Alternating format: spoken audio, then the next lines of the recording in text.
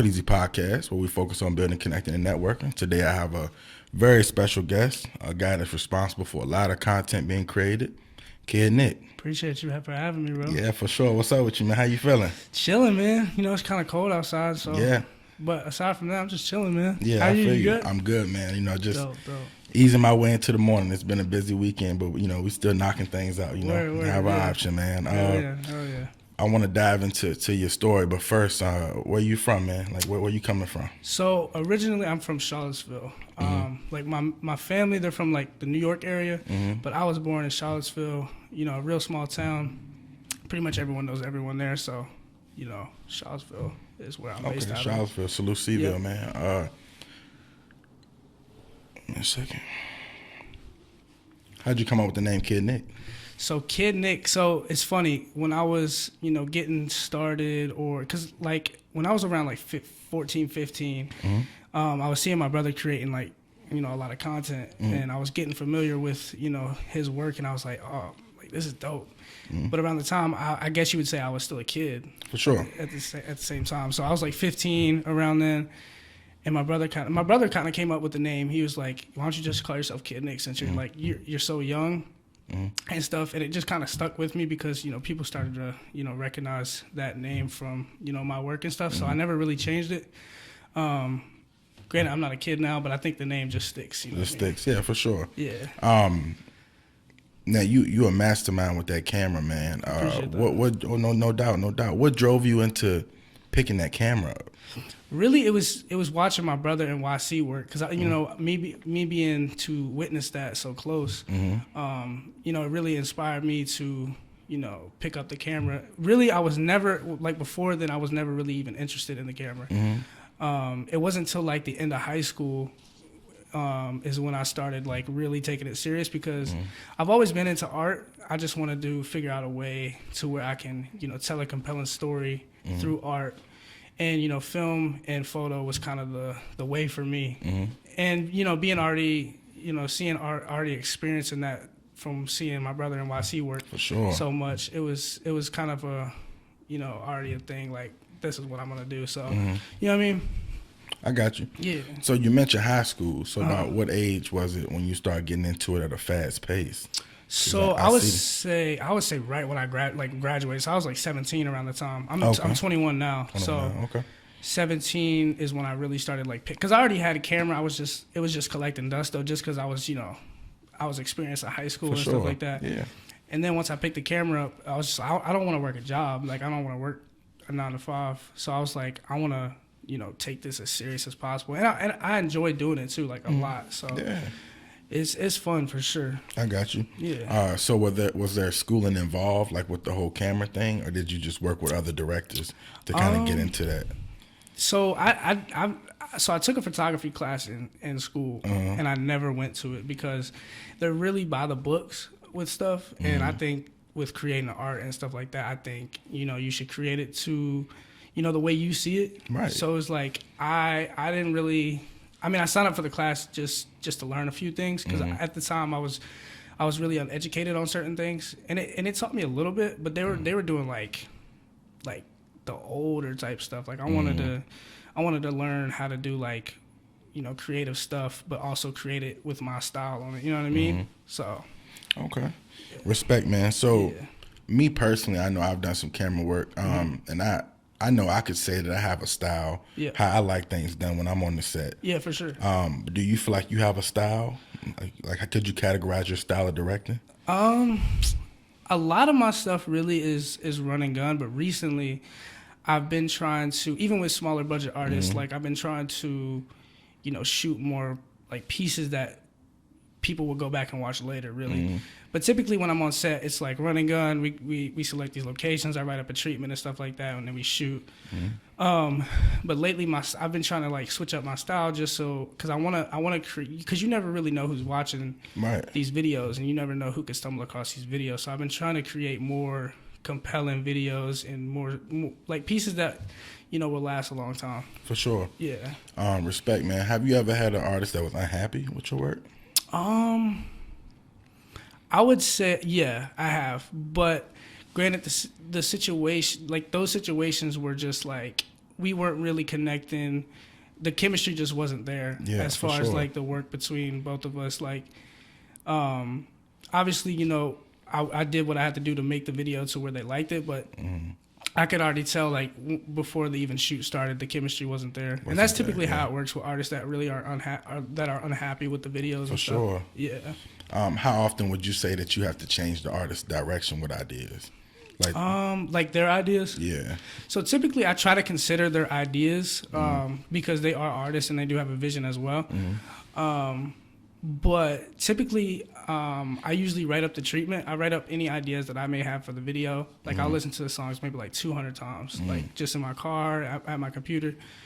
And this is for each song. So I typically write up a treatment, jot down my ideas, and then I send them over the treatment. And if they have any ideas, I make a section for their ideas, and then we just kind of like pivot. You know, we may take some ideas out, or we may add some more ideas. But typically, I try to consider their ideas, you know, as much as possible. I got you. Yeah. Do you have a favorite type of music that you like to direct? That you like more than any of the others? Yeah, I like R&B a lot. R&B, yeah. R&B, yeah, but I really do enjoy hip hop, but I really want to start dabbling into different genres. Like I want to do like country, like rock. Like recently, I just shot a rock festival in Kentucky, and it was dope. It was dope. Like it's a total different imagery to capture. Like because you know artists typically they got the chains and stuff like that, depending on who you're shooting with. But for sure, you know rock bands and stuff like that, they usually have the guitars. They're more animated with stuff and stuff like that. So I got you. Without like speaking on numbers or anything, like what's the process of booking Kid Nick? So typically I do you have to put down an initial deposit for my minimum or whatever budget you have. So you got to do that, and then once that's locked in, I start working on the treatment and then figuring out dates and stuff like that. Okay, cool. Yeah. I think it's very important because I know for me, a lot of artists, they feel like it's a sin, man, for you to ask for that deposit. No, for sure, yeah. Do you have that happen? I mean, well, probably not as much now because people know, for how sure. you do business. But like at first, did you have issues with that? So at first, yeah. So at first, people were really, they weren't trying to pay at all, just because I didn't really have a portfolio. Yeah. But I've had people call me like names, like I don't want to say it out loud. Yeah, for sure. They've called me names just like in the beginning, obviously, because I was still learning, but I was trying to dabble into it just so I can learn. But they were expecting a lot, and I wasn't really even charging. I think the first video I shot, was for free for one, and then the second one was like $100. Yeah. So I was likewise, pretty much. Yeah. So I was like, you know what I mean? So I got you. I follow you. I see you went to LA at the end of the year. Yep. Was it? What I see? Yep. How was that experience? It was dope, man. So we went out there. We went out to LA for I don't know if you guys ever seen like MTV Cribs or anything like. So we went out to LA and we were touring film studios. Like so we went to the Barracks, which is owned by like Jacob Owens. Okay. And then we went to the Cinepack studio. They crazy set. They had like a Chinese restaurant set. It was wicked. Wow. Okay. Yeah. So we went out there to do that, and then aside from that, we were really just like experiencing it. Because me and him were like, we talked like, because I've been shooting like his content for his YouTube channel like recently. I've been helping him with his content, and we were both just talking like on the way to LA, and we were like, yeah, bro, like I personally told him, I was like, yeah, I've been feeling like I've been in a loop, like just doing the same things, wake up, edit, shoot, and then you repeat it the next day without traveling and stuff. So he was saying, yeah, that's like the main reason I really want to go out to LA, because he's been feeling like in the same way. Yeah. You know what I mean? And LA is just like so different from Virginia. Like I'm sure. Yeah, there's everything's in LA for sure. Yeah. So like, now this is off the camera top, but how was the food out there? Like, did y'all get to experience any of the food? We really didn't experience any crazy type of food. Stuff. Like, okay. I mean, we went to this taco place that was in, I think it was in, I can't remember what part of LA it was in. I got you. Yeah. Crazy Good. tacos. Yeah. Okay. I'm trying to get out there this year, man. Yeah, LA's That's dope. definitely on the plan. Yeah, for sure. Let me see. What's your go-to camera right now? Go-to camera. My main camera right now is the Canon R6. R6. Huh?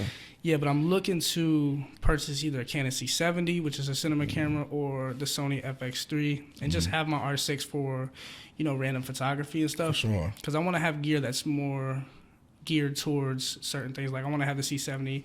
Obviously, that's a video camera. So I'd love to have, just a camera specifically for video and then a camera specifically for photos. You know what I mean? Yeah, I think that's a smart route. That's kind of how I lined it up since I started. What was like your first camera that you started? My first camera was a Canon T2i. T2i. Yeah, my brother actually gave it to me, and that's the one I was saying that collected dust because he gave it to me around the time I was in high school. Yeah. And like I said, I wasn't really like super into it around that time. But I was working with the Canon T2i, and then after that, I upgraded to a T7i. Rocked out with that for a little bit, and then I got the R6. Yeah, okay. T7, I actually own one of those. Yeah. What was your program that you was running off of? Premiere Pro. Premiere. Have you been rocking with that from day one? Yeah, from day one. But I'm starting to get into like DaVinci Resolve. Like now I color in DaVinci Resolve. But I do all my editing in Premiere Pro.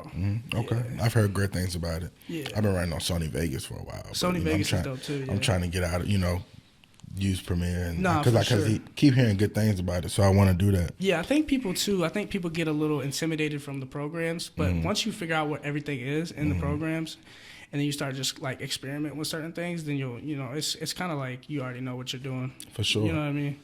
What was probably like one of the most funnest video shoots for you? Funnest video shoots? Dang, there's been a lot. I'm sure. Yeah. Any that stood out? Like the one, so I shot one in New York for an artist named Jose De Niro. That one was pretty. That one was pretty fun. Was it like the UK drill type music? Nah. So was he more conscious like? Yeah. So I would say. So we've shot 3 videos. I would say they were more R&B. R&B type music. Okay. Yeah. But he is a hip hop artist. But it had more of like a R&B sound to me personally. But it was just like a super fun time on set. Like we were just going around New York, shooting. It was just a dope time. I had my brother with me too, not Chris, but my other brother Nathan. He was down there or up there with me. So it was cool. It was fun. Okay. Yeah. Would you say that like you and your brothers have like a close relationship outside of like the camera thing? Oh no, yeah, for sure. I mean, whenever I go down to Atlanta, we're usually just we kick it a lot. We hang out a lot for sure. And us being both creating music videos and just enjoying the camera and stuff like that, it just makes it 10 times better. I think that's powerful, man, because for sure. He's down there, you're up here kind of thing. Yeah, you know what I'm saying? And I think that means a lot to the music culture, because you have because you have the people that may be fans of his, for sure, but he's down there, and can't always come up, and you're here, and you're doing great, man. Doing what you're doing. So what's next for Kid Nick? Well, so I wrote down a list of goals for 2023. I want to start my LLC. I have a sole proprietorship right now. For sure. Looking to start my LLC. And I really want to start like a production company in the near future. Take my time with it, obviously. Definitely. And, just keep growing, really. Just keep growing on YouTube. I think I'm at like almost 4,000 subs. Man, but I'm getting a lot of music video inquiries like every single day. So I'm sure. Yeah, so it's like I just want to keep, my main goal is to scale my business up, but I never really like set any long-term goals for myself because I feel like us as creators, we're always going to want something different. You know what I mean? Like, for sure. We may want to create something that's fast paced one day, and then the next day we want to go, we want to edit something that's slow paced. You know what I mean? It's always constantly changing. You know what I mean? Yeah. What type of advice would you give someone that's starting out, in the directing field? Yeah. Or photography, running that camera? Sure.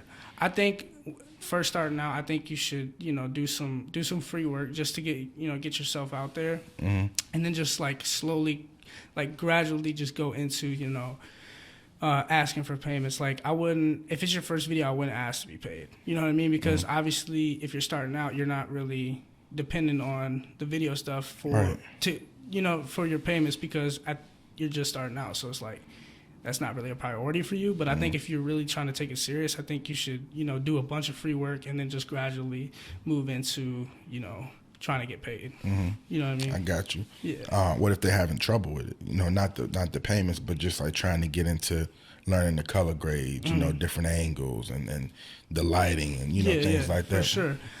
Honestly, nowadays there's so many tutorials on the internet. Like the internet, I'd say is like honestly, you really like with college. I think you don't even need college because if you're trying to learn a specific art form, you can literally just go on YouTube and look up anything, and and something will pop up for it. You know what I mean? Yeah, man. No, I agree with you on that. Yeah, for sure.